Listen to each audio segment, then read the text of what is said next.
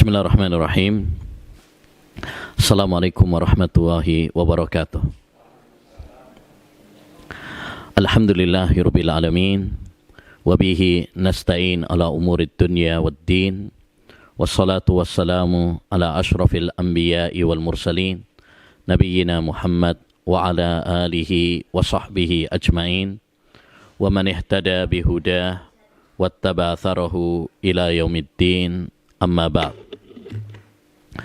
Kaum muslimin wal muslimat, para jamaah yang semoga senantiasa dirahmati dan diberkahi oleh Allah Subhanahu wa taala. Alhamdulillah, kita bersyukur kepada Allah Subhanahu wa taala yang telah memberikan kekuatan dan kemudahan kepada kita untuk bisa berkumpul bersama di majelis ilmu yang berbarokah ini. Mudah-mudahan Allah Subhanahu wa taala mencurahkan rahmatnya kepada kita semuanya, menambahkan ilmu yang bermanfaat kepada kita semuanya. Allahumma inna nas'aluka ilman nafi'a wa rizqan thayyiba wa amalan mutaqabbala. Ya Allah, kami memohon kepadamu ilmu yang bermanfaat, rezeki yang halal, dan amal saleh yang diterima di sisimu. Kita semuanya, baik pria maupun wanita, wajib semangat belajar ilmu agama. Karena ilmu adalah cahaya yang mengantarkan kita menuju surga Allah Subhanahu wa taala. Man salaka tariqan yaltamisu fihi ilman sahhalallahu lahu bihi tariqan ilal jannah. Barang siapa yang menempuh perjalanan dalam rangka untuk menuntut ilmu agama, maka Allah Subhanahu wa taala akan memudahkan untuknya jalan menuju surga. Kita semuanya wajib untuk belajar ilmu agama. Talabul ilmi fariidatun ala kulli muslim. Belajar ilmu agama itu adalah suatu kewajiban bagi setiap muslim. Ya, walaupun tambahan wa muslimatin tidak ada dalam kitab-kitab hadis, tapi maknanya benar. Karena kewajiban ilmu agama adalah untuk kita semuanya, baik yang laki-laki maupun yang perempuan. Supaya apa? Supaya kita bisa beribadah kepada Allah Subhanahu wa taala dengan benar. Kita diciptakan oleh Allah Subhanahu wa taala di dunia ini untuk beribadah. Wa ma khalaqtul jinna wal insa illa liya'budun. Tidaklah saya ciptakan jin dan manusia kecuali agar mereka beribadah kepadaku. Maka kita belajar ilmu agama, ngaji ilmu agama, ngaji Al-Quran, ngaji sunnah, tujuannya adalah supaya kita bisa beribadah kepada Allah Subhanahu wa taala dengan benar, supaya kita menjadi dekat dengan Allah Subhanahu wa taala, bisa melaksanakan perintah-perintahnya dan menjauhi larangan-larangannya. Oleh karenanya, para akhwat, para ummahat, ya, hendaknya semangat untuk ngaji ilmu agama. Sebagaimana dahulu wanita-wanita di zaman Nabi alaihi salatu wassalam, mereka semangat belajar ilmu agama. Sampai mereka datang kepada Nabi sallallahu alaihi wasallam minta jadwal waktu kajian kepada Nabi alaihi salatu wassalam. Dan banyak para wanita-wanita bertanya kepada Rasulullah sallallahu alaihi wasallam tentang agama, sampai dibekukan oleh para ulama. An-nisa'u tas'al wan nabiyyu yujib. Wanita bertanya, Nabi menjawab. Atau as'ilatun nisa' lin nabi, pertanyaan-pertanyaan para wanita kepada Nabi. Semua itu menunjukkan bahwa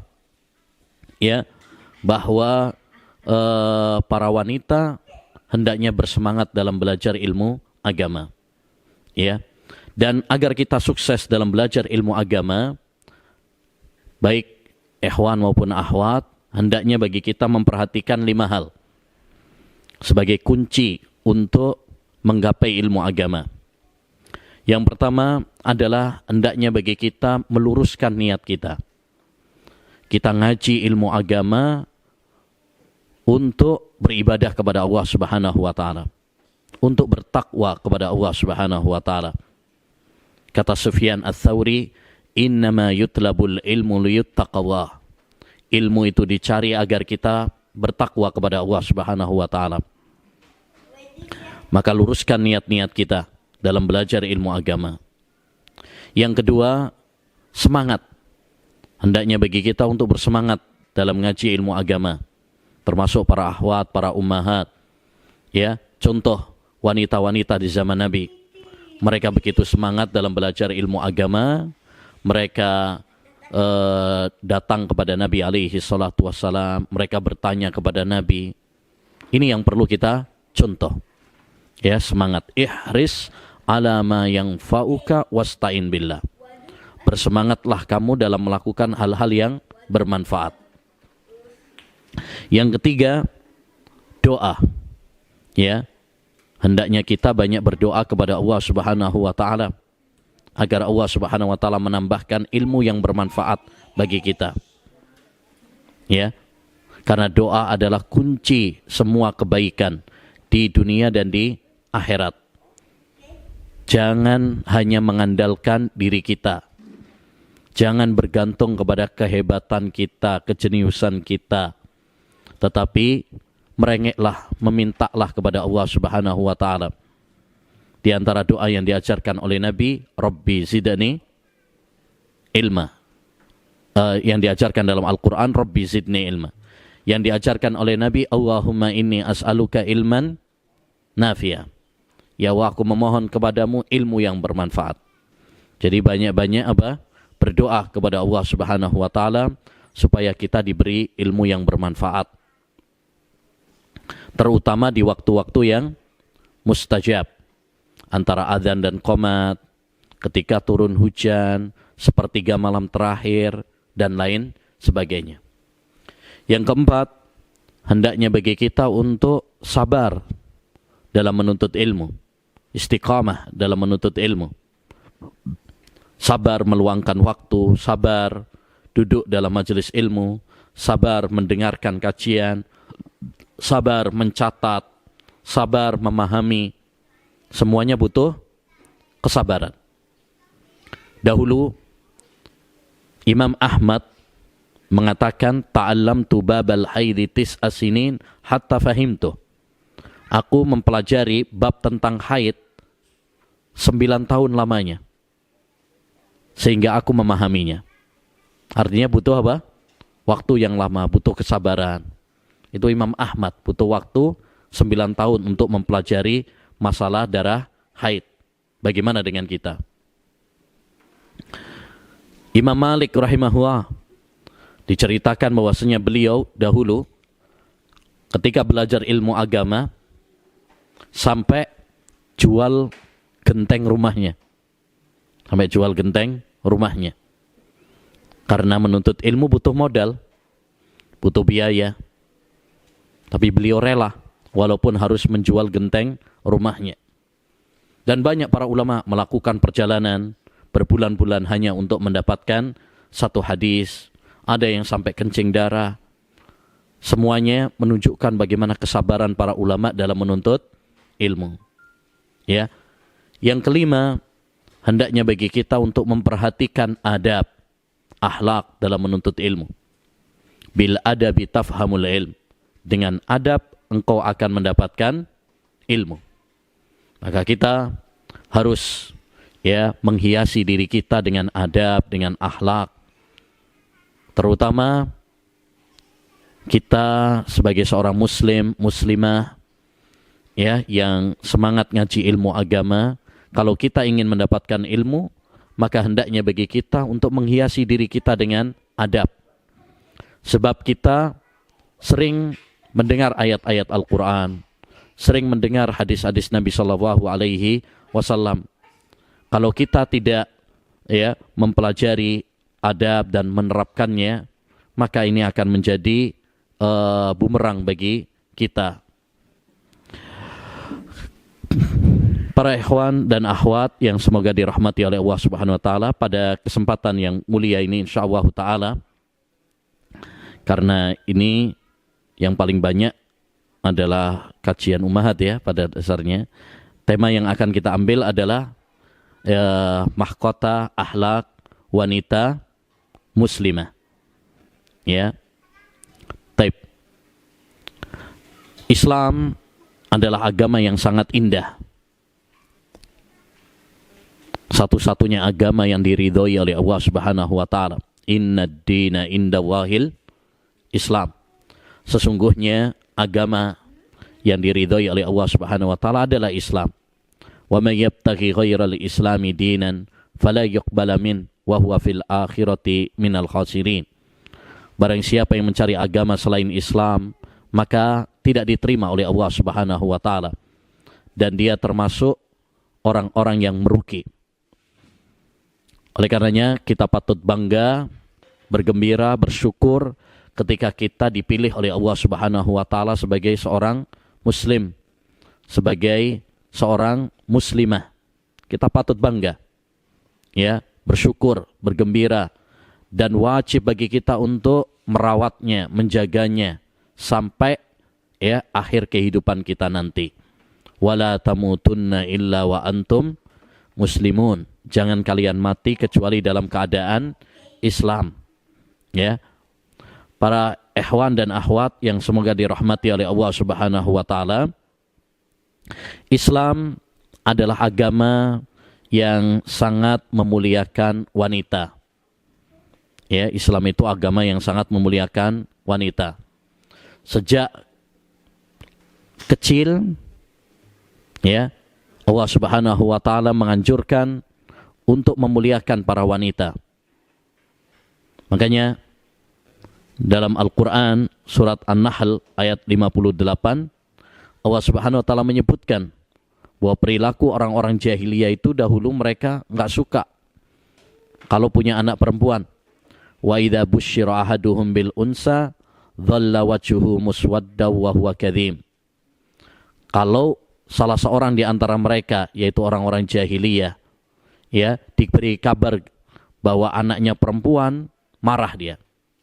Tapi dalam Islam kita tidak boleh marah, tidak boleh benci dengan anak perempuan.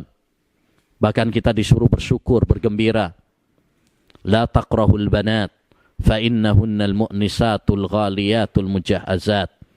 Jangan kalian benci anak perempuan, karena mereka itu berharga, mereka itu menyenangkan. Ya. Yang kedua, ketika dia tumbuh menjadi seorang ibu, maka Allah Subhanahu wa taala memerintahkan kepada anak-anaknya untuk berbakti kepada orang tuanya, terutama kepada ibunya. Wa wassaynal insana biwalidayhi hamalatsu ummuhu wahnan ala wahnin. Ya, kami perintahkan kepada manusia untuk berbakti kepada kedua orang tuanya. Ibunya yang telah melahirkannya, yang telah mengandungnya, kelemahan di atas kelemahan. Oleh karenanya tatkala ada seorang sahabat datang kepada Nabi SAW, siapa orang yang paling berhak saya berbuat baik kepadanya? Nabi mengatakan apa? Ibumu. Ya, siapa lagi wahai Rasulullah? Ibumu. Siapa lagi wahai Rasulullah? Ibumu. Baru yang ketiga adalah ayahmu. Demikian juga tatkala dia menjadi seorang istri, Allah Subhanahu wa taala memerintahkan kepada suaminya untuk ya memperlakukan istrinya dengan baik. Wa ashiruhunna bil ma'ruf. Perlakukanlah para istri dengan baik. Jadi wanita di dalam Islam itu sangat dimuliakan oleh Allah Subhanahu wa taala. Ketika dia menjadi seorang anak, ketika dia menjadi seorang istri, ketika dia menjadi seorang ibu, ya, sangat dimuliakan oleh Allah Subhanahu wa taala. Taib. Ma'asyiral muslimin wal muslimat yang semoga dirahmati oleh Allah Subhanahu wa taala. Sekarang kita masuk pada urgensi akhlak bagi wanita muslimah. Akhlak adalah sesuatu yang sangat penting dalam Islam. Dia memiliki kedudukan yang sangat tinggi dalam Islam. Di antara keutamaan akhlak yang mulia, akhlak merupakan sebab yang paling utama yang memasukkan seorang hamba menuju surga.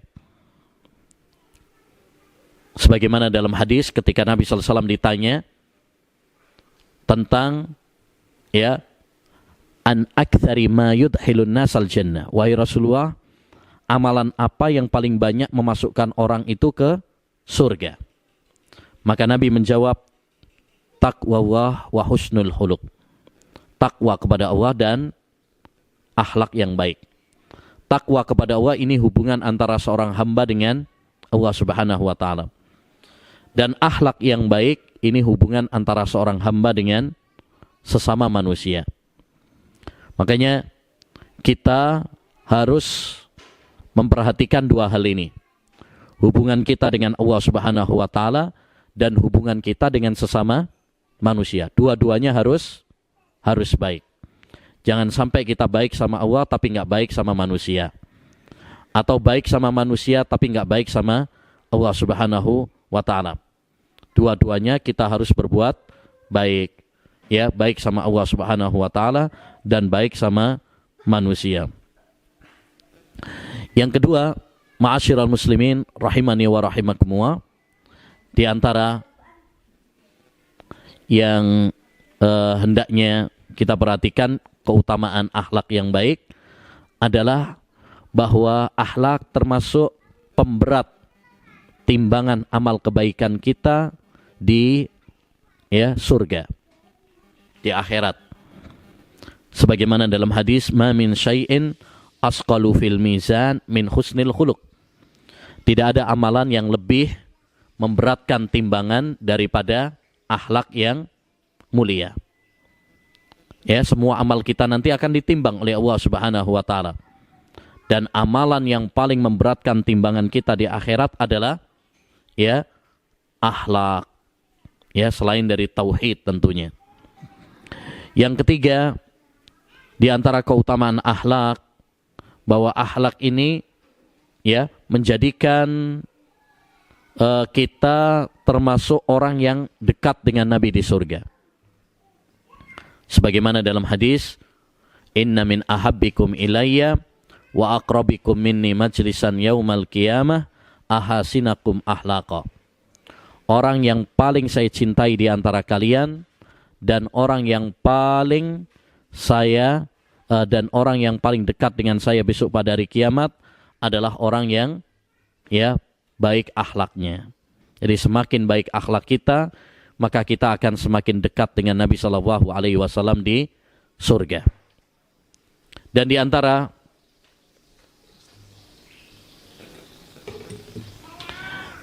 keutamaan akhlak juga, orang yang memiliki akhlak yang baik, hidupnya apa? Bahagia. Hidupnya akan bahagia. Ya, kalau kita ini suka berbuat baik sama orang, akhlaknya baik, maka hidup kita pun akan bahagia, tenang. Dan ini yang dicari oleh semua orang. Yang dicari oleh semua orang adalah kebahagiaan. Maka kalau kita ingin hati kita tenang, bahagia, hendaknya kita memiliki akhlak yang baik. Akhlak yang baik itu bagaimana? Akhlak yang baik kepada sesama manusia itu terkumpul dalam 3 hal. Yang pertama adalah badlun nada, berbuat baik kepada orang lain. Kita suka membuat orang lain bahagia. Kita suka membantu orang lain. Khairun nas anfa'uhum linnas. Sebaik-baik manusia adalah yang paling bermanfaat bagi orang lain. Ya, apa yang kita bisa bantu untuk orang lain, lakukan. Baik dengan harta, tenaga, dan lain sebagainya. Yang kedua, kaful adha, tidak menyakiti orang lain. Baik dengan lisan kita, nah ini hati-hati, karena yang paling banyak membuat manusia masuk neraka itu adalah lisan. Aksaru khotaya bani Adam fi lisani. Kebanyakan dosa anak Adam itu pada lisannya. Demikian juga menyakiti dengan tangan. Ya, termasuk yaitu nulis status-status yang menyakitkan, menyindir saudara kita. Ini dosa tangan. atau mencuri harta orang lain, nempeleng orang lain. Yang ketiga adalah wa talaqatul wajah. Akhlak yang baik itu adalah dengan wajah yang berseri-seri. Ya, ketika bertemu kita salam, ya, menyapa, ya, terutama kita yang ada di tempat ini, ya, hendaknya saling menyapa antara satu dengan yang lain, ya, para akhwat, ummahat, saling menyapa, karena kita ini sudah sedikit, jangan sampai sudah sedikit kemudian kita tidak saling, ya, mencintai di antara kita, saling menyapa di antara kita, ya, tengkar sendiri, musuhan sendiri, jangan. Kita harus saling menguatkan antara satu dengan yang lain. Terutama saya pesan untuk yang baru-baru ngaji, disambut dengan yang baik, ya, disambut dengan baik, dengan tangan terbuka, ya. Makanya kalau akhwat, ummahat, ya, kalau udah kumpul, ya, ngaji seperti ini, ya, sebaiknya dibuka cadarnya, dibuka cadarnya. Satu, supaya kita lebih apa? Mengenal antara satu dengan yang lain. Yang kedua, untuk menghindari penyusup. Ya, siapa tahu ada yang cadaran, nggak taunya jenggotan. Nah, ya. Nah, jadi biar saling mengenal. Jangan sampai kita sudah bertahun-tahun ikut kajian tapi nggak saling mengenal. Ya. Nah, terutama yang baru-baru, sambut mereka. Jangan pandang mereka dengan sinis, ya. Taib, kita harus senang ketika ada saudari kita ikut ngaji, ya, ingin menambah ilmu, kita harus sambut mereka dengan tangan terbuka. Rasulullah SAW mengatakan, tabassumu kali ahika laka sodakoh. Senyummu kepada saudaramu itu adalah apa? Sodakoh, ibadah kepada Allah Subhanahu wa Ta'ala. Nah, bagaimana caranya supaya kita mendapatkan akhlak yang baik? Ya, satu, kalau kita pengen akhlak kita baik, satu, banyak berdoa. Karena akhlak yang baik itu anugerah. Sebagaimana Allah yang menganugerahkan rizki kepada kita, Allah juga yang menganugerahkan akhlak kepada kita. Makanya di antara doa yang diajarkan oleh Nabi, minta akhlak yang baik. Allahumma hdini li ahsanil akhlaq la yahdi li ahsaniha illa anta wasrif anni sayyi'aha la yasrifu anni sayyi'aha illa anta. Ya Allah, berikanlah kepadaku akhlak yang baik. Tidak ada yang bisa memberikan kepadaku akhlak yang baik kecuali hanya Engkau. Dan jauhkan aku dari akhlak yang buruk, ya Allah. Tidak ada yang menjauhkan aku dari akhlak yang buruk kecuali hanya Engkau. Jadi banyak doa kepada Allah SWT supaya kita diberi akhlak yang baik. Yang kedua, di antara cara untuk kita memperbaiki akhlak adalah dengan belajar ilmu agama, ngaji ilmu agama. Karena bagaimana mungkin kita tahu ini akhlak yang baik, ini akhlak yang buruk kalau kita nggak belajar ilmu agama. Ya, maka kita harus belajar ilmu agama. Semangat belajar ilmu agama supaya kita bisa tahu mana akhlak yang baik dan mana akhlak yang buruk. Kemudian kita praktekkan dalam kehidupan kita. Yang ketiga, di antara cara untuk memperbaiki akhlak yang baik juga adalah dengan bergaul dengan teman-teman yang saleh, yang salihah. Ya, kalau akhwat, cari teman-teman yang salihah, yang bisa memberikan inspirasi bagi kita, menularkan kebaikan untuk kita. Jangan malah berteman dengan teman-teman yang rusak akhlaknya. Ya, kalau kumpul sama dia sukanya ngegosip, ghibah, ngomongin aib orang. Ya, macam infotainment aja. Ya. Apalagi kalau yang diomongin, yang dihibain ustadznya lagi. Nah, jadi cari teman-teman yang baik, yang bisa menggandeng tangan kita menuju surga. Kalau kita melihatnya, bergaul dengannya, kita ketularan yang baik. Taib. Bagaimana akhlak muslimah? Ya, kita bahas akhlak muslimah secara umum, kemudian kita bahas akhlak muslimah secara khusus, secara singkat. Akhlak muslimah secara umum, ya, pertama hendaknya wanita muslimah, ya, dan ini yang paling baik, yang paling penting, yaitu taat beribadah kepada Allah Subhanahu wa taala. Taat beribadah kepada Allah Subhanahu wa taala. Karena ini akhlak kepada siapa? Kepada Allah Subhanahu wa taala. Akhlak yang paling penting adalah akhlak kepada Allah Subhanahu wa taala. Ya. Bagaimana kita rajin sholatnya, rajin puasanya, rajin membaca Al-Qur'an, ya.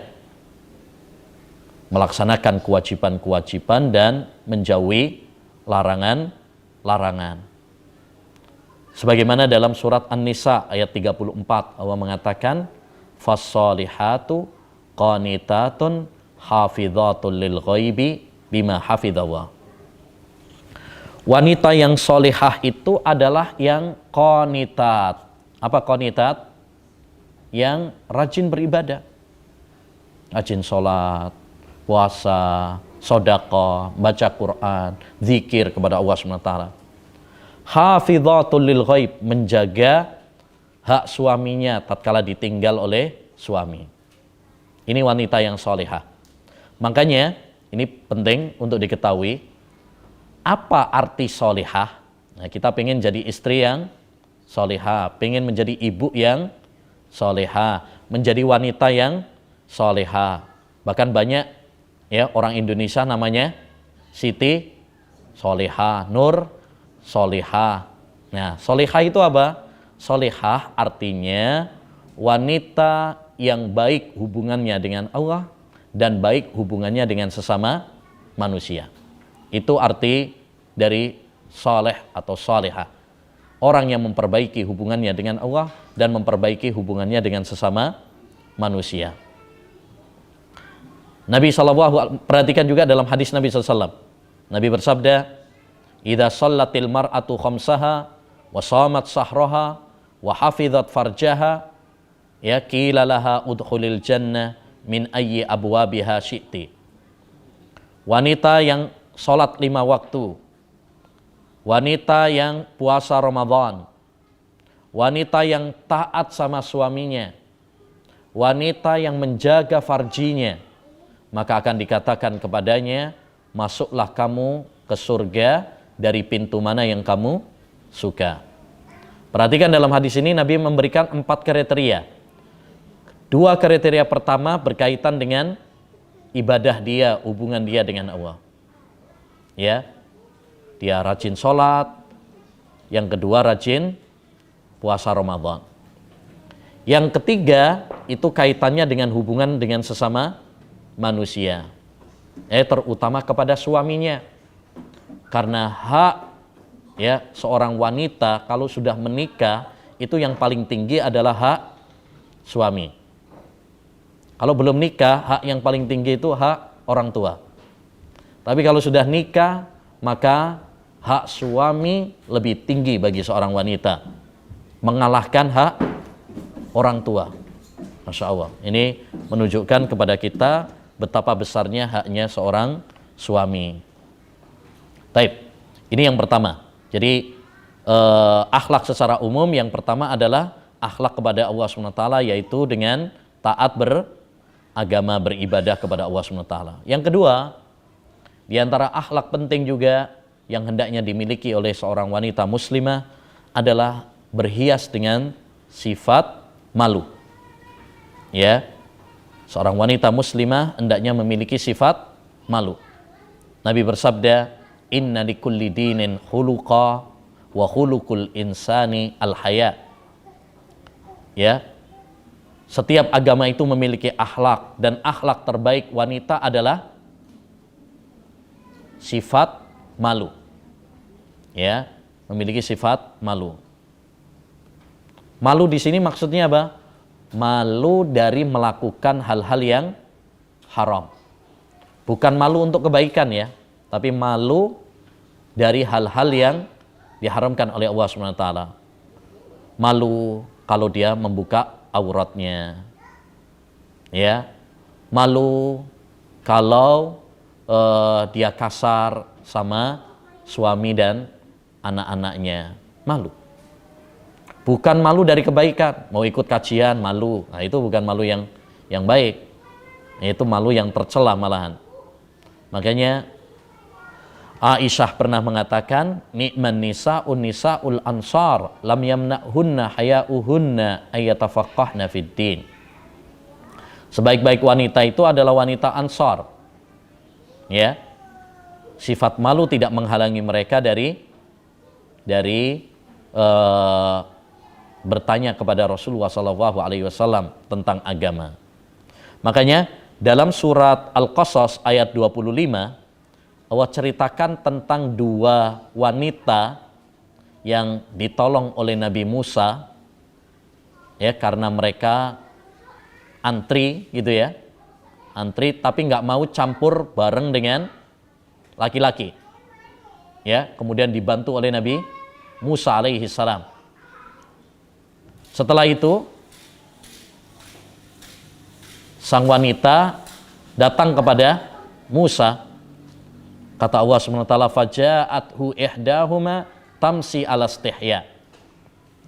Salah satu wanita yang ditolong tersebut datang kepada Nabi Musa dengan malu-malu.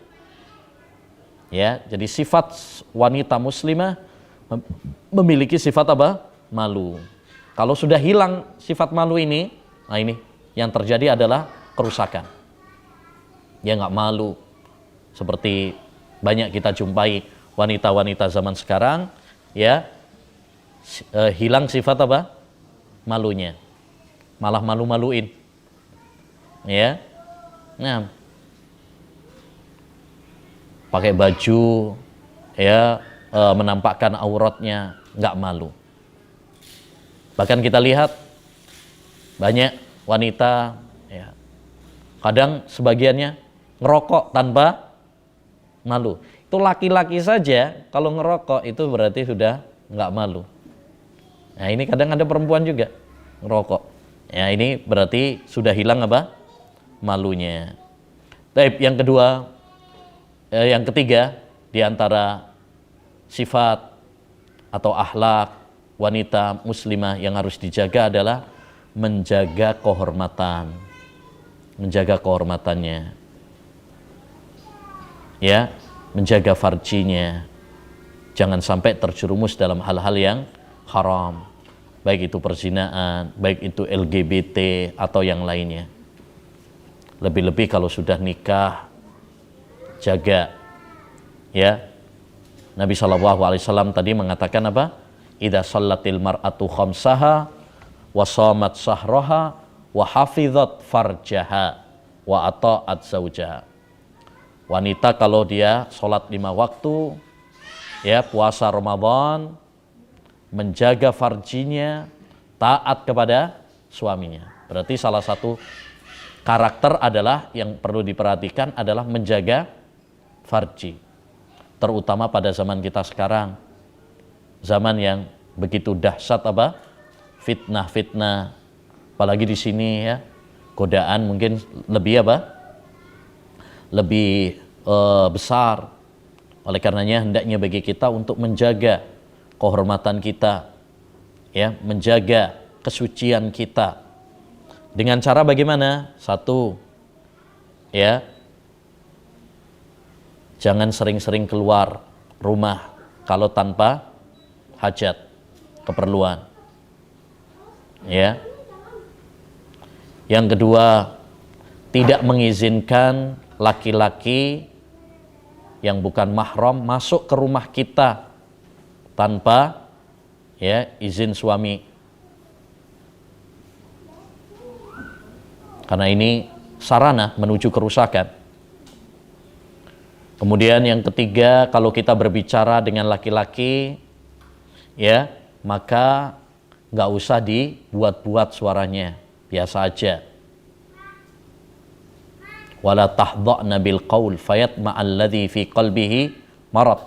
Kata Allah SWT dalam surat Al-Ahzab ayat 32. Jangan melembutkan suaramu ketika berbicara dengan laki-laki, ya. Khawatirnya tergoda orang yang di dalam hatinya terdapat apa? Penyakit, yaitu penyakit syahwat. Demikian juga yang keempat, ya, yang perlu kita hindari untuk menjaga kehormatan diri kita adalah berdua-duaan dengan yang bukan mahram. Laki-laki dengan wanita yang bukan mahram, ya, atau wanita berdua-duaan dengan laki-laki yang bukan mahramnya. Hati-hati. Ya, Nabi SAW pernah mengatakan, la yahluwanna rajulun bimra'atin illa kana salisuha syaitan. Tidaklah seorang laki-laki berdua-duaan dengan wanita kecuali yang ketiganya adalah setan. Ya, karena kalau awalnya sudah berdua-duaan, apalagi malam mingguan, cari tempat-tempat yang sepi, ya, remang-remang, ya, maka ini akan terjerat di dalam jerat-jerat setan yang menjerumuskan kita kepada kemaksiatan, perzinaan, ya, naudzubillah min dzalik. Demikian juga hendaknya bagi para akhwat tidak melakukan safar, ya, yang jauh kecuali dengan mahramnya. Sebagaimana dalam hadis, la tusafirul mar'ah illa ma'adhi mahram. Janganlah seorang wanita itu safar kecuali disertai dengan mahramnya. Demi apa? Demi menjaga kehormatan wanita. Karena Islam itu, Masya Allah, sangat menghormati wanita, sangat memuliakan wanita. Sampai-sampai di dalam Al-Quran ada surat An-Nisa. Surat An-Nisa. An-Nisa itu artinya apa? Perempuan, wanita. Surat Ar-Rijal malah nggak ada. Ya, surat laki-laki itu malah nggak ada. Adanya surat An-Nisa. Ini sebagai bukti bahwasanya Islam sangat menghormati kaum wanita untuk menjaga. Jangan merasa, oh ini Islam mengekang, memenjara. Enggak. Ini justru sebagai bentuk apa? Penghormatan Islam kepada kaum wanita, penjagaan supaya mereka tidak terjerumus dalam hal-hal yang yang tidak diinginkan. Demikian juga, ya, hendaknya yang dijaga di dalam oleh para wanita juga adalah apa?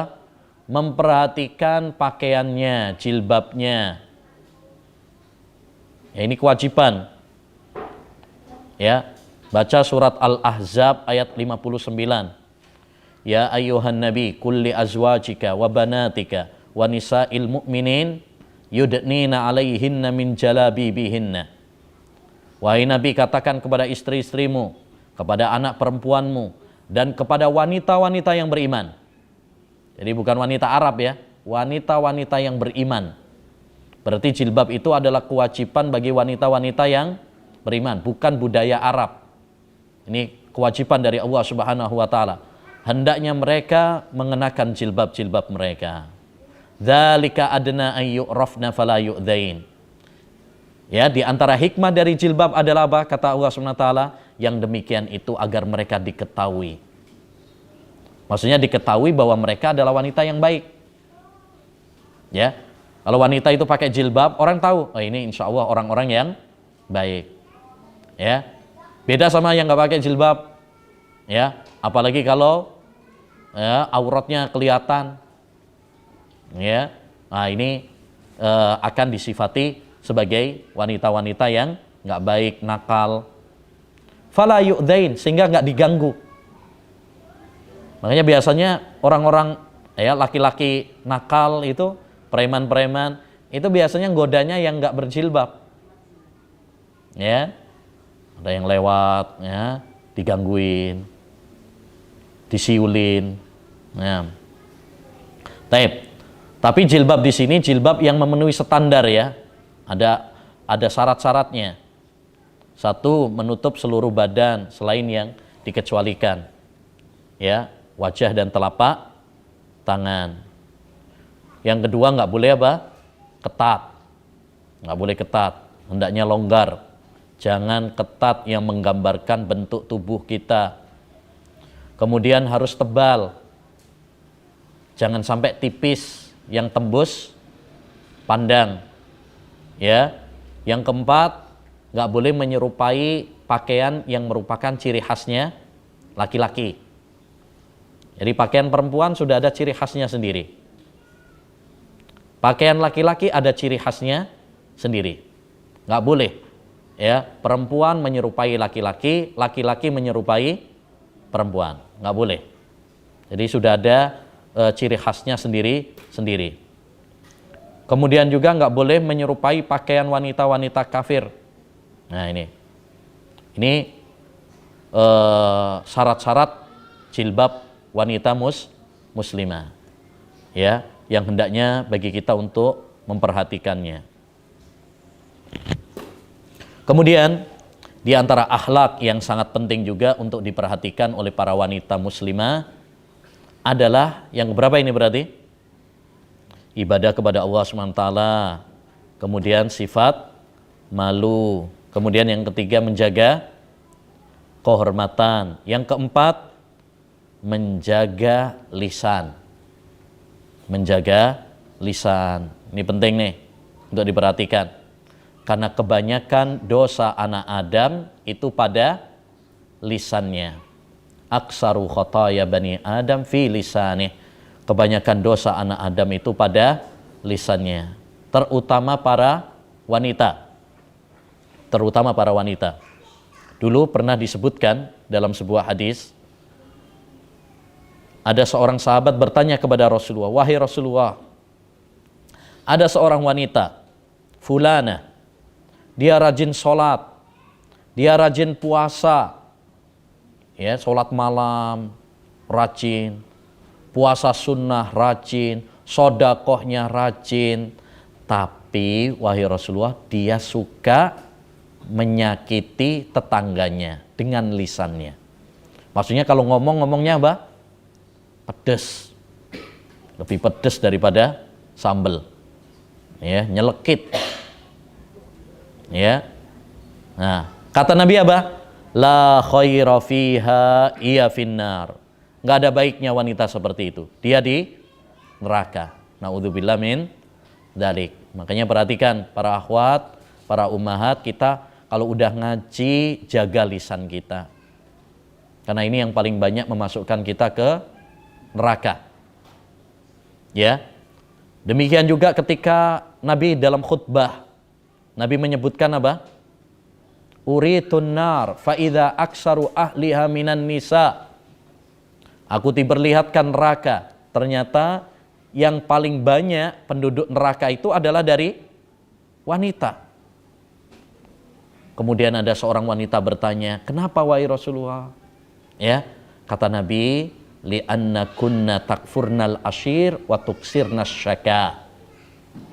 Karena kalian banyak mengingkari kebaikan suami dan banyak ngeluh. Banyak ngeluh. Mengingkari kebaikan suami dan banyak ngeluh itu dosa lisan. Ya, dosa lisan. Dan sebagai faedah, perhatikan baik-baik terutama untuk para akhwat, para ummahat. Ada 4 dosa yang paling banyak menyebabkan wanita masuk neraka. Ya, dan kita perhatikan di sini 4 dosa ini kebanyakannya adalah dosa lisan. Yang pertama, tadi tidak mensyukuri kebaikan suami, kufur terhadap kebaikan suami. Suami sudah berusaha mencari nafkah, ya, sampai meras keringat, sampai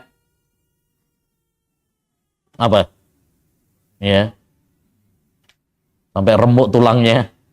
Nah, ternyata hanya mungkin satu kekurangan, sang istri mengatakan, "Kamu nggak pernah sayang sama saya, Mas." Nah, gampang banget. Padahal sudah bertahun-tahun. Nah, ini hati-hati, Ibu. Yang kedua tadi, banyak ngeluh, banyak menggerutu. kurang terus. Ya. Karena tabiat manusia itu apa? Ngeluh, kurang aja. Dikasih uang belanja berapapun masih kurang aja. Nah, si kurang ini, kebutuhan ini. Setiap ketemu, setiap ngerumpi, setiap kumpul, yang ada adalah ngeluh. Ngeluh ini, ngeluh itu. Baik. Yang ketiga, suka mencela. Banyak melaknat. Suka mencela.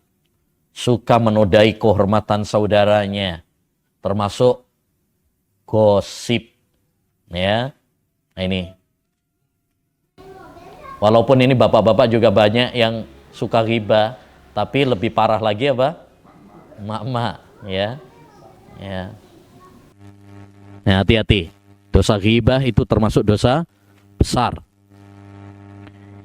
Yang keempat, dosa yang paling banyak memasukkan manusia ke neraka adalah wanita ke neraka adalah suka menunda-nunda kebaikan. Suka menunda-nunda kebaikan. Sholat entar aja, entar. Jadi, saya ulang, ada 4 dosa yang paling banyak memasukkan ke neraka. Yang pertama apa? Tidak bersyukur terhadap kebaikan suami. Yang kedua, suka mengeluh, menggerutu. Yang ketiga, suka mencela kehormatan orang, ngegosip, ghibah. Yang keempat, suka menunda-nunda kebaikan. Ya. Baik, maka hendaknya bagi para akhwat untuk berhati-hati dari 4 dosa tersebut. Baik. Kita melangkah ke berikutnya, akhlak secara khusus. Ya, saya ambil poin-poin penting yang paling penting dibutuhkan oleh para wanita. Pertama adalah akhlak seorang istri kepada suami. Ya, akhlak seorang istri kepada suami. Ini perlu kita perhatikan baik-baik karena hak suami itu sangat besar dalam Islam. Sampai-sampai Nabi sallallahu alaihi wasallam pernah mengatakan, haqquz zauji ala zaujatihi an law kanat bihi qarhatun falahisatha ma addat haqqah. Hak seorang suami terhadap istri, andaikan suami itu punya borok. Tahu borok ya? Luka yang ada nanahnya, yang ada darahnya. Andaikan suami itu punya borok, ya, luka yang berdarah, bernanah, lalu dijilat, diisap oleh istrinya, istri belum menunaikan haknya suami. Ini menunjukkan betapa besarnya haknya seorang suami. Tapi jangan dipraktekin. Ini cuma perumpamaan aja. Ya, jangan nanti suaminya punya borok diisap beneran. Ya, ini cuman perumpamaan yang menunjukkan betapa besarnya haknya seorang suami. Nabi juga pernah mengatakan, "Lau kuntu amiran ahadan an yasjuda li ahad la amartul mar'ata an tasjuda li zaujiha." Andaikan saya boleh menyuruh orang lain sujud kepada orang lain, yakni manusia sujud kepada manusia, andaikan itu boleh, saya akan perintahkan seorang istri sujud kepada suaminya. Ya. Nah, makanya haknya suami itu sangat besar. Bahkan Nabi SAW pernah berpesan kepada seorang wanita, ya. Kata Nabi, "Unduri aina anti minhu fa innahu jannatuki wa naruki." Ya. Perhatikanlah bagaimana kamu memperlakukan suamimu. Karena suamimu adalah surga atau neraka untukmu. Apa maksudnya, Bu? Ya, suami itu adalah surga atau neraka seorang istri. Artinya, Kalau istri itu mau taat sama suami, ya, membahagiakan suaminya, maka itu akan menjadi sarana seorang istri masuk surga. Sebaliknya, kalau dia menyakiti suaminya, mengkhianati suaminya, membangkang kepada suaminya, maka itu akan menjadikan seorang istri masuk neraka. Oleh karenanya hendaknya bagi seorang istri untuk betul-betul ya berusaha bagaimana membahagiakan suaminya. Bagaimana caranya? Ya, satu, taat sama suami. Kecuali dalam hal-hal yang maksiat, nggak boleh ditaati. Tapi kalau itu bukan hal-hal yang maksiat, maka hukum asalnya wajib bagi seorang istri untuk mentaati suami. Karena suami dijadikan oleh Allah sebagai pemimpin dalam rumah tangga. Ar-rijalu qawwamuna 'alan nisa. Laki-laki itu adalah pemimpin dalam rumah tangga. Ya. Taati suami.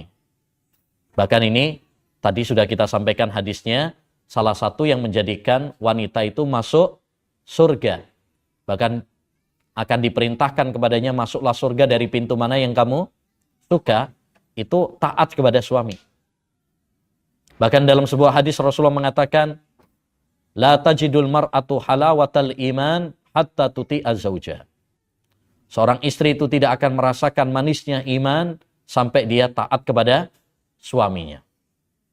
Ya. Dan taat kepada suami itu ada 3 macam.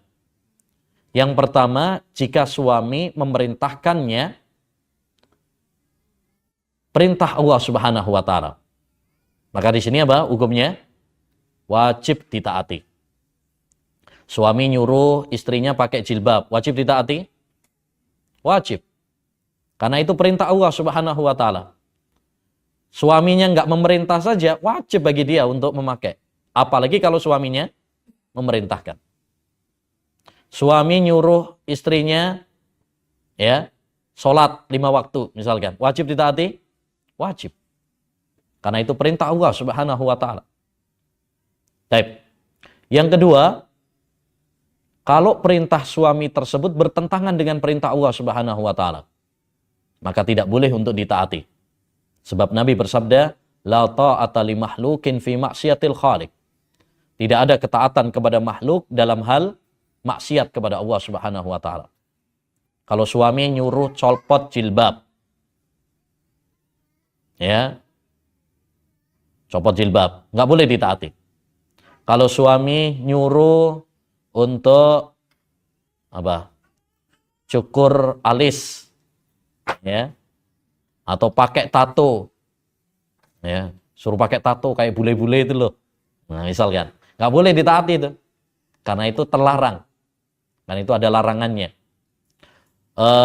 Suami misalkan minta hubungan badan saat haid atau lewat dubur, tidak boleh ditaati, karena itu dosa. Taib. Yang ketiga, kalau perintah suami tersebut tidak ada perintahnya, tapi juga tidak ada larangannya, bukan maksiat juga. Ini perkara-perkara yang ngubah, nggak ada larangannya. Suami nyuruh bikinin kopi misalkan. Ada dalilnya nggak yang memerintahkan? Nggak ada. Ada dalil yang melarang nggak? Nggak ada. Berarti wajib ditaati. Wajib ditaati. Suami memerintahkan untuk mijetin misalkan. Wajib? Wajib. Ya, wajib. Termasuk, mohon maaf, kalau suami mengajak untuk berhubungan badan. Ya, tidak boleh seorang istri menolaknya tanpa alasan yang syar'i.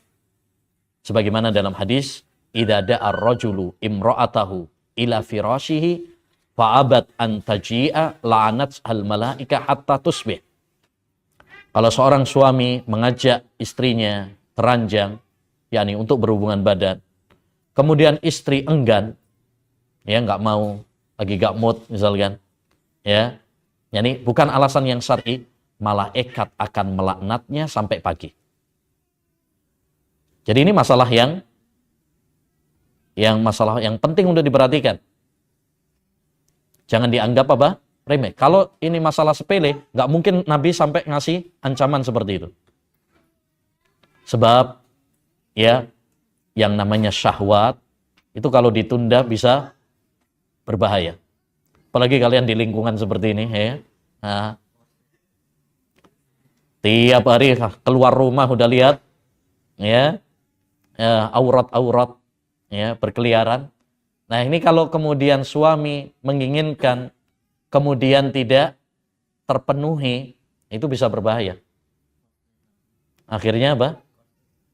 Konslet, error langsung. Ya itu kalau lemah imannya, nah bisa jajan malah. Ya, nah itu berbahaya. Baik. Kemudian di antara hak suami juga yang perlu diperhatikan oleh para istri, hendaknya para istri menyenangkan suaminya. Menyenangkan suaminya, taat kepada suaminya, dan menjaga kehormatan tatkala ditinggal oleh suami. Sebagaimana dalam hadis Rasulullah SAW pernah ditanya, Ayyun nisa'i khair? Wahai Rasulullah, wanita yang baik itu bagaimana? Istri yang baik itu bagaimana? Maka Nabi menjawab, Allati tasurruhu idza nadhara ilaiha. Yang menyenangkan suami tatkala suami memandangnya. Ini. Makanya hendaknya bagi para istri itu apa? Menyenangkan suaminya. Kalau dia berdandan, dandannya untuk suami. Jangan kebalik sekarang.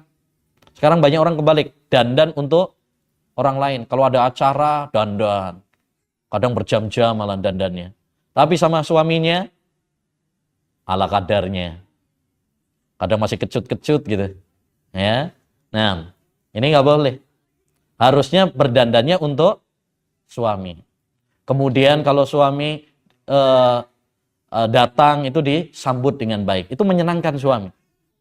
Allati tasurruhu idza nadhar, yang menyenangkan suami. Jadi senyumnya untuk siapa? Suaminya. Ya, dia sambut dengan baik. Suaminya datang ditawarin, ya. Mau apa? Ya kan? Masya Allah. Sekarang banyak suami lebih seneng ke warung malah. Karena kalau ke warung ditawarin mau apa? Tapi kalau ke rumah malah diomelin. Makanya enggak kerasan di rumah. Nah. Yang kedua, watuti'uhu idza amar. Yang taat kepada suami kalau suami memerintah. Nurut. Jangan kalau disuruh, ya, Dek bikinin kopi dong. Bikin sendiri aja san. Udah gede juga nyuruh-nyuruh. Ya. Ya.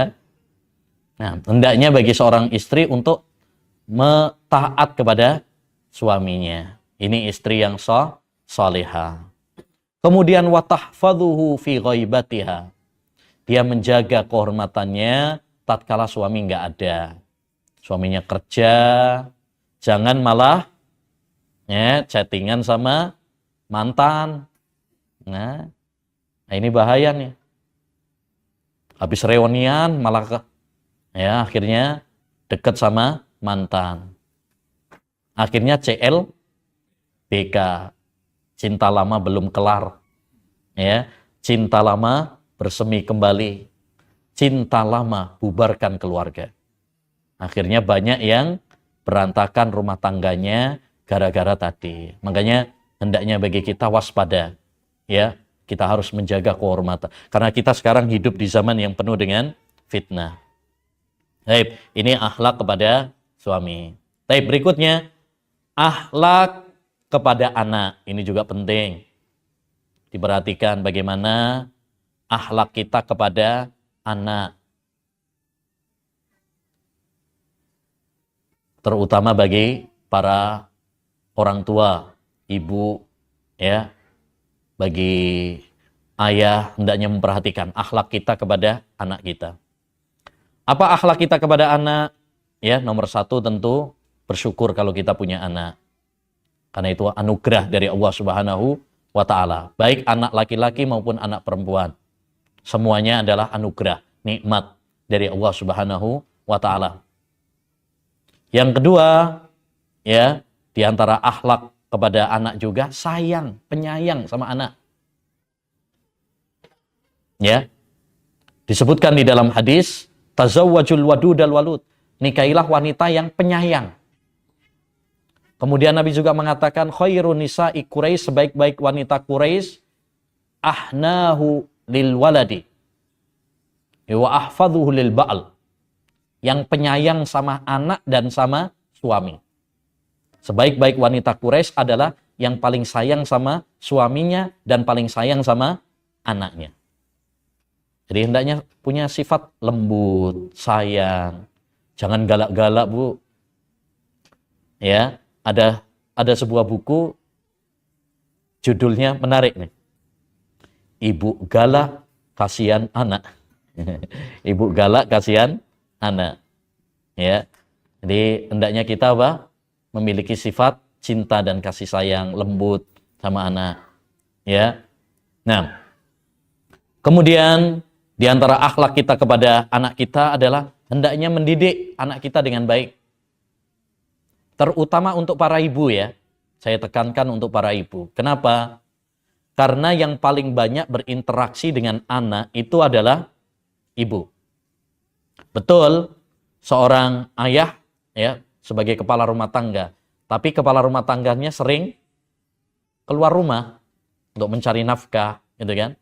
Sehingga yang paling banyak berinteraksi dengan anak adalah ibunya. Makanya seorang ibu harus pandai ya tentang ilmu agama supaya bisa mengajarkan kepada anak-anaknya. Jangan sampai surat Al-Fatihah saja nggak bisa. Akhirnya yang dapat pahala mengajarkan surat Al-Fatihah adalah guru TK, guru TPA, orang tuanya malah nggak dapat. Kan sayang. Andaikan kita yang mengajarkan, setiap kali anak kita membaca surat Al-Fatihah, sholat, sampai dewasa, orang tuanya yang dapat pahala. Jadi anak ini adalah aset. Ya, kita mendidik anak kita itu ibadah. Ya, anak yang akan mendoakan kita tatkala kita nanti sudah tiada. Dia yang mentransfer pahala. Kita kalau punya anak mentransfer duit saja untuk kita, seneng tuh. Apalagi pas lagi ya kosong duitnya gitu. Anak transfer, Masya Allah, seneng. Bagaimana kalau kita nanti di alam barzakh ada anak kita yang mentransfer doa untuk kita. Ya, lebih-lebih nanti kalau kita di surga Allah Subhanahu wa Ta'ala. Baik. Kemudian akhlak berikutnya, akhlak kepada tetangga. Nah, ini perhatikan juga akhlak kepada tetangga. Yang namanya kita hidup bermasyarakat, bersosial. Ya. Termasuk dengan tetangga. Hendaknya bagi kita untuk baik sama tetangga. Walaupun tetangga kita adalah non-muslim. Ya. Rasulullah SAW pernah bersabda, "Mazala Jibrilu yusuini bil jar hatta dhanantuhu annahu sayuwarrisu." Jibril terus mewasiatkan kepadaku agar aku berbuat baik sama tetangga. Sampai-sampai aku mengira tetangga itu akan dijadikan sebagai ahli waris. Ya, hendaknya bagi kita baik sama tetangga. Walaupun dia non-muslim, walaupun dia kafir. Siapa tahu dengan akhlak kita, dia masuk Islam. Ingat, Indonesia, Islam masuk ke Indonesia ini bukan dengan perang, bukan dengan pedang. Tapi Islam masuk ke Indonesia dengan dakwah, dengan akhlak yang mulia. Ya, maka kita perlu menampakkan akhlak yang baik. Ya, pernah ada seorang Syekh Saudi ya, pernah cerita ketika dia di Eropa, ada punya tetangga nenek-nenek, kasihan, dia ngurus sendiri, udah tua padahal. Ya, udah tua, dia ngurus sendiri. Anaknya, cucunya, nggak ada yang ngurusin dia. Akhirnya diundang ke rumahnya, ya, ngobrol sama istrinya, ya, dia sampaikan dalam Islam itu wanita seperti ini, gini. Ya, apa kata nenek tersebut? Nenek tersebut mengatakan, iya, saya hidup sendiri. Saya punya anak banyak, punya cucu juga. Tapi kayaknya kalau saya mati, mereka nggak ada yang peduli sama saya. Ya, enak kalian wahai wanita muslimah. Anti malikah. Kalian adalah ratu. Ya, lihat bagaimana Islam itu begitu memuliakan para wanita. Sehingga dianggap seperti apa? Ratu. Bayangkan, laki-laki disuruh cari nafkah. Suruh cari duit. Perempuan tinggal ngabisin duit. Enak kan? Laki-lakinya suruh cari duit. Yang bagian ngabisin duit, mak-maknya. Enak. Ya. Hanya nggak ada kewajiban mencari nafkah itu perempuan, nggak ada. 0%. Yang berkewajiban mencari nafkah adalah yang laki-laki. Ya. Tapi yang membelanjakan, yang mengatur, ya, ini adalah ya para ibu-ibu. Jadi hendaknya bagi kita untuk baik sama tetangga kita. Bagaimana caranya? Satu, berbuat baik sama tetangga. Ya, berbagi makanan, bagi hadiah, boleh. Walaupun non muslim ya, nggak apa-apa kita berbuat baik kepada mereka. Ya, yang kedua, jangan menyakiti tetangga kita. Ya, baik dengan lisan maupun dengan tangan kita. Yang ketiga, sabar dari kekurangannya. Sabar dari kekurangannya. Karena namanya dalam hidup bertetangga, kadang ada aja ya kekurangan-kekurangan tetangga kita. Maka kita harus hadapi dengan apa? Sabar. Mungkin dalam bertetangga, mungkin ayamnya masuk ke rumah kita, kemudian apa? Buang kotoran misalkan. Sabar. Jangan langsung dipotong ayamnya, digoreng sekalian, ya. Atau mungkin kalau di sini malah anjing ya. Kadang suaranya mungkin menggonggong. Atau mungkin kadang ada tetangga yang ya nyetel dangdutan, kadang ganggu. Ya, kita harus sabar. Ya. Ini 3 akhlak kepada tetangga yang paling penting. Suka berbuat baik kepada tetangga, tidak menyakiti tetangga, dan sabar terhadap kekurangan-kekurangannya tatkala dia menyakiti kita. Taib. Yang terakhir, nah kalau udah bilang terakhir itu seneng nggak ya? Nah, akhlak muslimah kepada kerabatnya, ya. Akhlak muslimah kepada kerabatnya. Baik kerabat suami maupun kerabat bapak ataupun kerabat ibu, ya. Hendaknya bagi kita untuk berbuat baik kepada mereka, menyambung silaturahmi. Nabi SAW mengatakan, "Man sarrahu an yubsata alaihi rizquhu au yunsa'a fi asarihi falyasil rahimahu." Siapa yang senang dilapangkan, siapa yang ingin dilapangkan rizkinya atau dipanjangkan umurnya, maka hendaknya bagi dia untuk menyambung silaturahmi. Maka hendaknya bagi kita untuk menyambung silaturahmi, baik kerabat bapak kita atau kerabat ibu kita. Ya, bukan cuma yang baik sama kita, tapi lebih ditekankan lagi bagi mereka yang memutus hubungan dengan kita. Itu namanya silaturahmi yang sesungguhnya. Kadang sebagian kita itu nyambung silaturahmi kepada kerabat yang nyambung sama kita. Oh, dia kalau pas Idul Fitri datang ke kita balik ke rumahnya. Tapi yang nggak pernah datang, nggak pernah didatangin.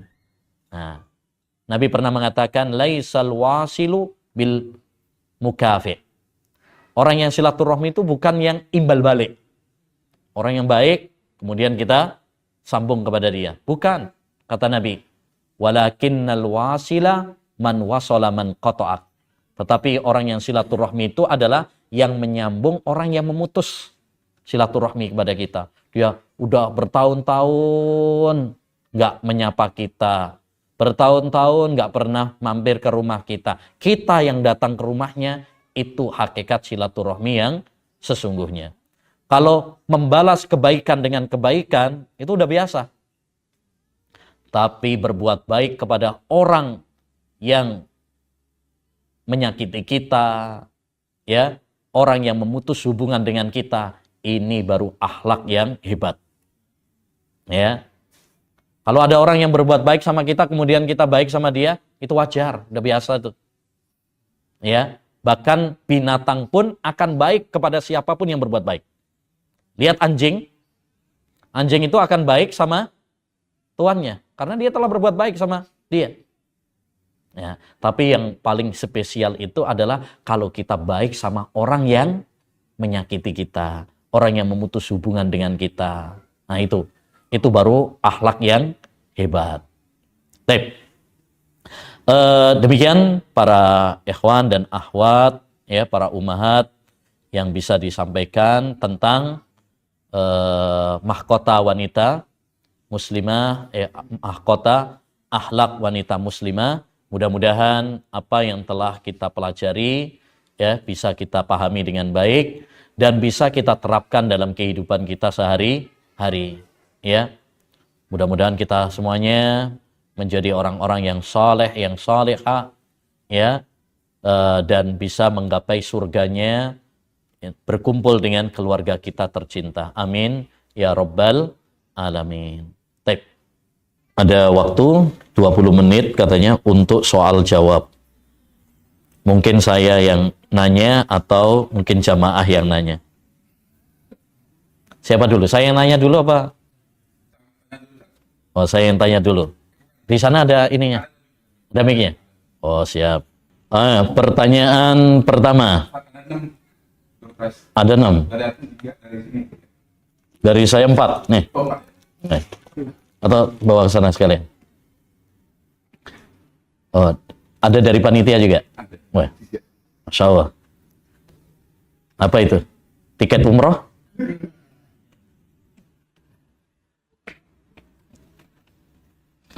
Baik, pertanyaan yang pertama. Nanti ada panitia yang memilih, ya. Tadi kita sebutkan 4 dosa yang paling banyak memasukkan wanita ke neraka. Ada yang bisa menyebutkan?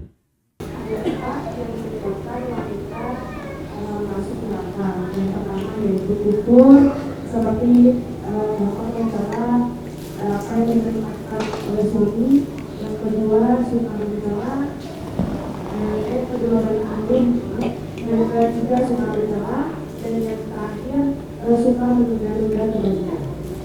Ya, diulangi. Yang pertama? Yang pertama adalah kufur terhadap kebaikan suami. Yang kedua? Yang kedua banyak mengeluh. Yang ketiga? Suka mencela. Ya. Yang keempat? Menunda-nunda kebaikan. Ya, betul. Barakallahu fiik. Baik. Berikutnya. Pertanyaan berikutnya. Tadi kita sampaikan tentang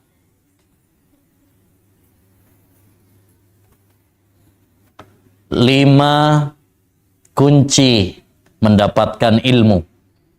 Siapa yang bisa? 5 kunci mendapatkan ilmu agama.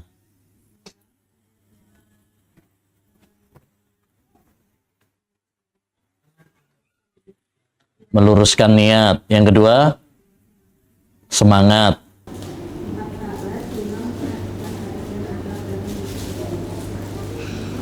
Yang ketiga, berdoa. Yang keempat, sabar. Yang kelima, akhlak dan adab. Baik, ahsant. Barakallahu fiik. Beda kan ini ya? Yang jawab beda kan? Ya, beda-beda. Baik, pertanyaan yang ketiga. Tadi kita sampaikan tentang kiat-kiat supaya kita memiliki akhlak yang mulia.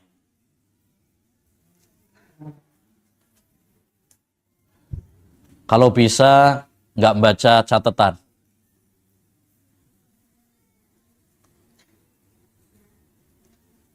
Ayo, caranya apa?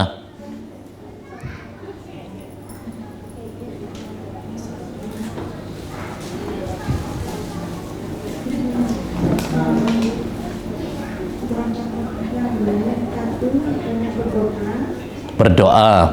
Kedua, belajar ilmu agama. Tiga, bergaul dengan teman-teman yang soleha. Masya Allah. Doanya apa? Mohon agar diberi akhirat. Iya, doa yang ada dari Nabi apa doanya? Hafal nggak? Allahumma nggak hafal? Allahumma hdini li ahsanil akhlaq la yahdi li ahsaniha illa anta wasrif anni sayyi'aha la yasrifu anni sayyi'aha illa anta. Baik, barakallahu fiik. Pertanyaan yang keempat. Yang keempat. Tadi kita sampaikan juga kiat-kiat dalam Islam untuk menjaga kehormatan supaya kita tidak terjatuh di dalam perzinaan dan lain sebagainya. Gimana? Bismillah, untuk menjaga kehormatan, kiatnya pertama, jangan sering-sering keluar rumah. Ya, Lalu kedua, tidak mengizinkan laki-laki bukan mahram masuk ke rumah kita tanpa izin suami. Ya. Ketiga, saat berbicara dengan laki-laki jangan dibuat-buat, tidak melemah lembutkan. Keempat, tidak berdua-duaan dengan laki-laki bukan mahram. Lalu yang terakhir, tidak safar kecuali dengan mahramnya. Yang terakhir, memperhatikan pakaiannya. Ya, memperhatikan jilbabnya. Ya, baik. Barakallahu fiik. Keempat ya? Masih kurang lagi? Masih ada 3 lagi, Ustaz. Hah? Waduh, 3 lagi. Saya bingung nih nyari soalnya nih. Tadi kita sampaikan tentang apa definisi wanita solihah? Nah, definisinya apa? Gampang nih.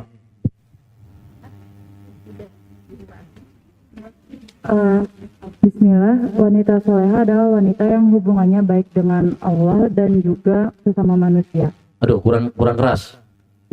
Gimana? Wanita soleha adalah wanita yang baik hubungannya dengan Allah dan juga sesama manusia. Nah, dia berbuat baik sama Allah Subhanahu Wa Taala, ya, dengan beribadah kepada Allah Subhanahu Wa Taala, dan dia baik dengan sesama manusia, ya, dan dia baik sama sesama manusia. Baik. Berikutnya, apa akhlak seorang istri kepada suami?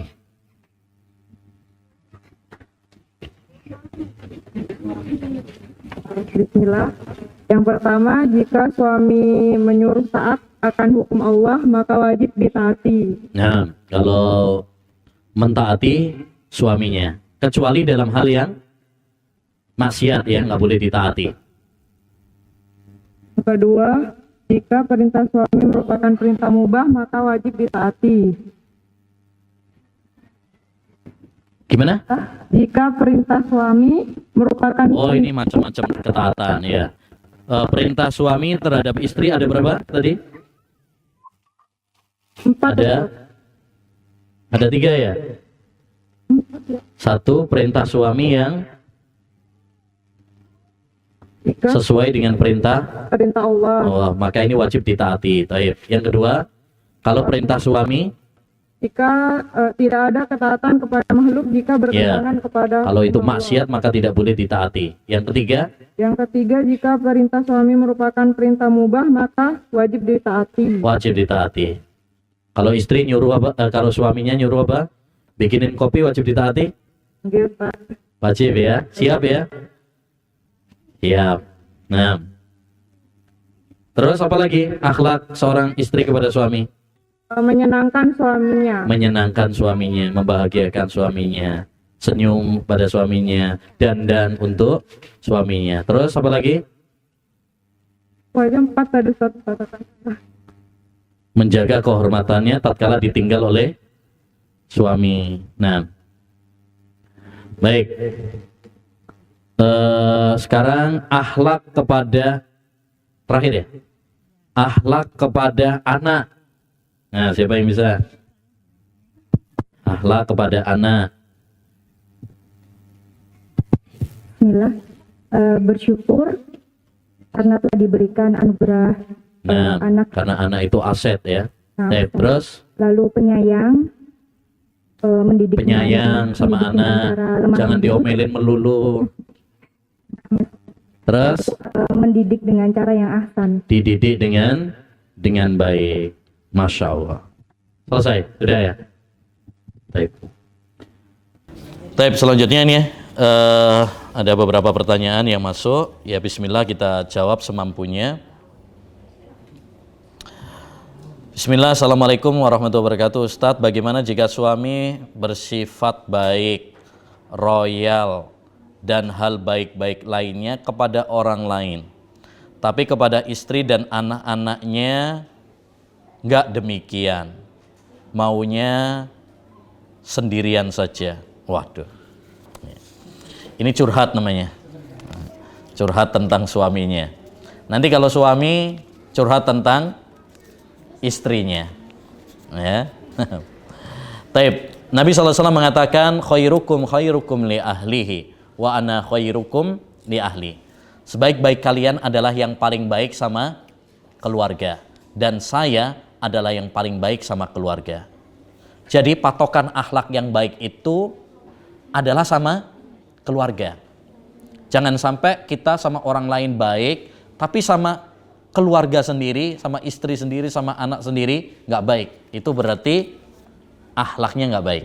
Jadi patokan akhlak yang baik itu adalah justru sama keluarga. Justru sama keluarga itu akhlak yang baik. Ya. Jadi keliru kalau kita baik sama orang, sama tetangga, tapi sama keluarga sendiri nggak baik. Makanya itu ada usulan yang bagus itu, kalau ada link ke kepolisian tolong disampaikan. Ada usulan surat kelakuan baik yang biasa dikeluarkan oleh kepolisian itu kalau bisa ada tanda tangan istri dan anak. Ya. Selama ini kan apa? Enggak, langsung kepolisian saja, surat kelakuan baik. Polisi kan nggak tahu kelakuan kita. Yang paling tahu tentang kelakuan kita siapa? Istri kita dan anak-anak kita. Jadi Nabi SAW mengatakan orang yang akhlaknya baik itu yaitu orang yang paling baik sama keluarga. Kenapa? Karena akhlak yang baik sama keluarga itu nggak bisa acting. Kalau sama orang mungkin kita bisa acting, mumpung ketemu sebentar aja kok. Tapi sama keluarga kita nggak bisa acting. Watak asli pasti muncul. Makanya hendaknya bagi kita untuk berbuat baik sama keluarga kita. Orang yang paling utama untuk kita berbuat baik kepadanya adalah ya keluarga kita. Jangan sampai sama orang lain baik tapi sama keluarga sendiri nggak baik. Belajarlah dari Rasulullah. Rasul itu orang yang paling baik akhlaknya, paling romantis, sayang sama istrinya, itu Rasulullah. Makanya kalau belajar romantis nggak usah dari drakor, nggak usah dari sinetron, belajarlah dari Rasulullah SAW. Rasulullah itu orang romantis banget. Kalau manggil Aisyah, ya Humaira, wahai wanita yang cantik jelita, yang putih. Ya, nah kita pun demikian, kalau manggil istri kita, panggil panggilan yang menyenangkan. Cintaku, sayangku. Jangan gara-gara mungkin sekarang dia sudah tambah gemuk, manggilnya brot. Nah, ya, Dut. Ya. Rasulullah pernah balapan lari sama Aisyah. Rasulullah pernah mandi bareng sama istrinya Maimunah. Pernah Rasulullah SAW ketika Sofiyah nangis, beliau yang mengusapkan apa? Air matanya, mengusap air matanya. Bahkan ketika Sofiyah nggak bisa naik unta karena perempuan, maka Rasulullah SAW jongkok, ya, mempersilahkan agar Sofiyah naik di atas pahanya. Dijadikan apa? Ya, dijadikan sebagai tempat berpijak untuk naik unta. Masya Allah, itu akhlaknya Rasulullah SAW. Jadi makanya kita perlu ngaji. Dengan kita semakin ngaji ilmu agama, mudah-mudahan akhlak kita semakin baik, terutama sama keluarga kita. Lebih utama mana, membantu saudara non-muslim atau membantu orang lain tapi seiman di waktu yang bersamaan? Taib. Membantu saudara non-muslim atau membantu orang lain tapi seiman. Taib. Dua-duanya tentu kita perlu untuk membantunya. Ya, saudara kita, walaupun kerabat kita, walaupun dia non-muslim, ya, hendaknya bagi kita untuk membantunya. Karena di situ ada dua. Satu, yaitu kita berbuat baik. Yang kedua adalah menyambung silaturahmi. Ya, taib. Kemudian juga kepada sesama muslim. Secara umum berbuat baik kepada kerabat itu lebih baik. Itu lebih utama. Karena di sana ada sedekah dan ada juga di sana menyambung silaturahmi. Hanya nanti per kasus dilihat mana yang lebih mendesak. Ya. Kalau misalkan yang lebih mendesak adalah sahabat kita walaupun dia jauh dan seiman, ya, dia lebih membutuhkan, ya, tentu kita dahulukan yang lebih, ya, membutuhkan. Tapi secara umum kita berbuat baik kepada kerabat kita sendiri itu lebih apa? Lebih utama. Karena di samping kita berbuat baik, bersedekah, kita juga apa? Bersilaturahmi, menyambung silaturahmi.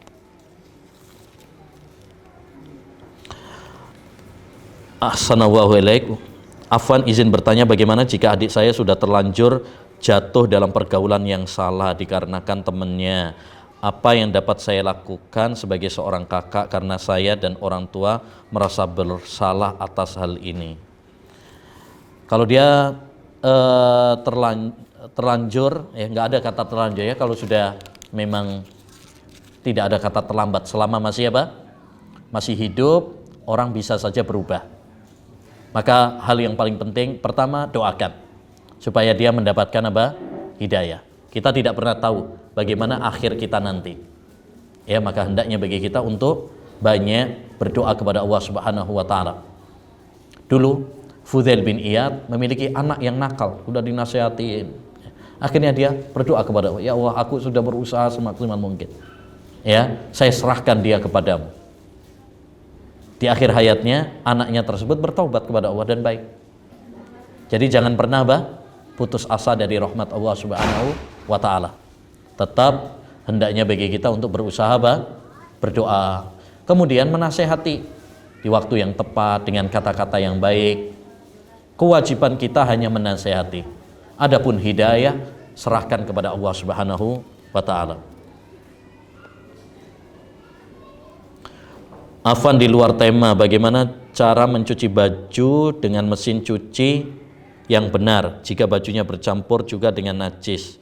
Bolehkah dengan langsung diberi apa ini? Apa? Karena dalam suatu video seorang ustadz, jika langsung ditambah sabun tidak bisa mensucikan, mohon pencerahannya. Patokan mensucikan najis adalah ketika pengaruh-pengaruh najis tersebut sudah hilang.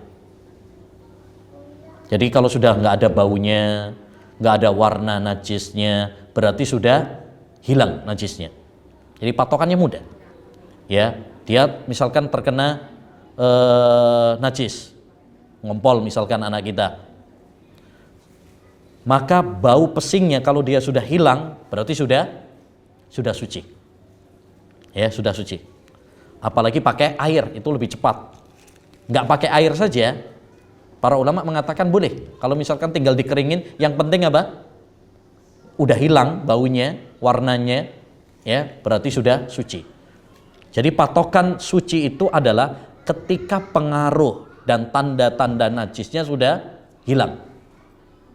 Ya, sudah nggak ada baunya, sudah nggak ada warnanya, berarti itu sudah suci.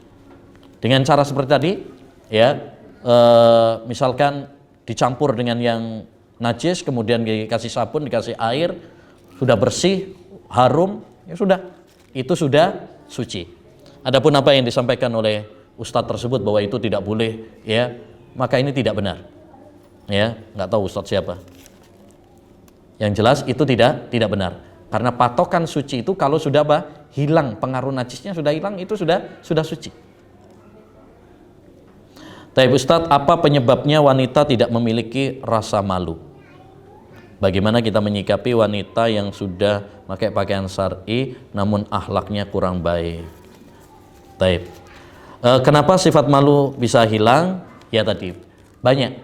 Ya karena dia tidak mengamalkan ilmunya. Yang kedua, ya pergaulan. Ini yang paling berpengaruh. Lingkungan. Oleh karenanya hendaknya bagi kita untuk mencari teman-teman yang baik. Karena teman itu pengaruhnya luar biasa. Kalau kita berteman dengan wanita-wanita yang tidak punya malu, ya kita pun ketularan tidak punya malu juga. Nah, jadi banyak faktor yang menjadikan hilangnya rasa malu. Kemudian tadi ada yang sudah ngaji tapi akhlaknya belum bagus. Nah, inilah belajar. Pentingnya kita belajar adalah kita mempraktekkan. Tujuan kita belajar adalah untuk memperbaiki diri. Ya, nah, ini menjadi evaluasi bagi kita semuanya. Betul bahwa tidak semua yang sudah ngaji akhlaknya baik. Tapi insya Allah selama kita itu sudah semangat ngaji ilmu agama, maka ya harapan untuk memperbaiki akhlak itu ada. Ya betul, kita tidak mengaku bahwa kita sudah sempurna akhlak kita. Tapi dengan belajar ilmu agama, ya ini kita sedang berusaha untuk memperbaiki akhlak kita. Makanya akhwat, yang paling penting adalah bagaimana kita mengamalkan ilmu kita. Kalau kita semakin belajar ilmu agama tapi akhlak kita nggak semakin baik, berarti ada yang salah dalam belajar kita. Karena tujuan dari ilmu itu adalah apa? Kita mempraktekannya, mengamalkannya. Apa artinya kita ngaji ilmu agama kalau kita tidak mempraktekannya? Nah, jadi mari kita praktekkan ilmu yang telah kita pelajari. Seperti tadi kita belajar tentang akhlak wanita muslimah, dipraktekkan. Jangan cuma teori saja. Karena hakikat ilmu itu adalah yang diamalkan. Kalau ilmu tidak membuahkan amal, berarti ilmu kita nggak bermanfaat. Ya, makanya di antara doa Nabi adalah minta ilmu yang bermanfaat. Karena ilmu itu ada dua, ada ilmu yang bermanfaat, ada ilmu yang tidak bermanfaat. Apa tanda ilmu yang tidak bermanfaat? Kalau tidak diamalkan, itu berarti ilmu yang tidak bermanfaat. Wah, ini dibaca nggak ini ya? Tapi ada kata maaf sebelumnya. Ini mengingatkan saya, ini akhlak yang baik dalam bertanya. Kalau masalah-masalah yang tabu, hendaknya dimulai dengan apa? Maaf. Ya, seperti dahulu Ummu Sulaim tatkala bertanya kepada Nabi sallallahu alaihi wasallam, ya, beliau bertanya dulu dengan mengatakan inna waha la yastahi minal haq. Allah itu tidak malu dari apa? Kebenaran. Hal alal mar'ati huslun idhah talamat. Apakah wanita itu wajib mandi kalau dia ya mimpi basah, ya bermimpi melakukan apa yang dilakukan oleh sepasang suami istri. Jadi dia dahului dengan apa? Allah tidak malu dengan kebenaran. Ini juga maaf sebelumnya Ustadz, tapi kita baca untuk sebagai ilmu ya. Ustadz, tolong saya harus gimana? Suami saya puasa tetap aja ngajak hubungan.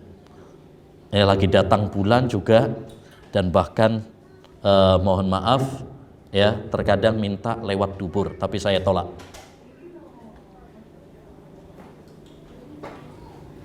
Dia minta berhubungan setiap hari, bisa 2 kali.